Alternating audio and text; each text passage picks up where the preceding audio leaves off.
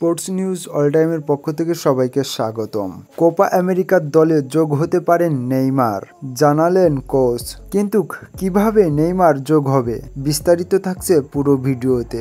যুক্তরাষ্ট্রে 20 জুন শুরু হতে যাওয়া কোপা আমেরিকার জন্য গতকাল 23 সদস্যের স্কোয়াড ঘোষণা করেছে ব্রাজিল। চোটের কারণে একাধিক তারকা খেলোয়াড় হারিয়েছেন তারা। সেই তালিকার সবচেয়ে বড় নাম হচ্ছে নেইমার জুনিয়র। লম্বা সময় ধরে তিনি চোটের মধ্যেই আছেন। অবশ্য নেইমার স্কোয়াডে না থাকলেও কোপা তার খেলার সম্ভাবনা এখনো শেষ হয়ে যাচ্ছে না।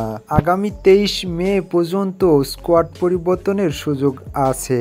যেহেতু ব্রাজিলের 23 জনের নাম ঘোষণা করেছে, তাই তারা আরও 3 জন ফুটবলার স্কোয়াডে যোগ করতে পারবে।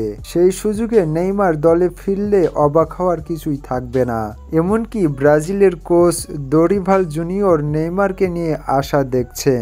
গতকাল স্কোয়াড ঘোষণার পর কোচ বলেন, আমাদের নায়কের প্রয়োজন এবং একজন নায়ক দায়িত্বের বিভাজন আমাদের দল শক্তি বাড়াবে। সৃষ্টিকর্তা চাইলে নেইমারের মতো খেলোয়াড়ের খেলার কিছুটা হলেও সম্ভাবনা আছে।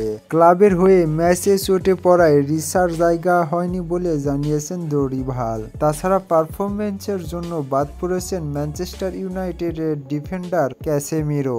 সর্বশেষ 2021 কোপা আমেরিকার ফাইনালে আর্জেন্টিনার কাছে 1-0 গোলে হেরেছিল ব্রাজিল। যদিও ম্যাচটি ছিল অফসাইড নিয়ে বিতর্ক। সর্বশেষ 2009 সালে কোপা আমেরিকা জিতেছিল 5 বারের বিশ্ব চ্যাম্পিয়নরা।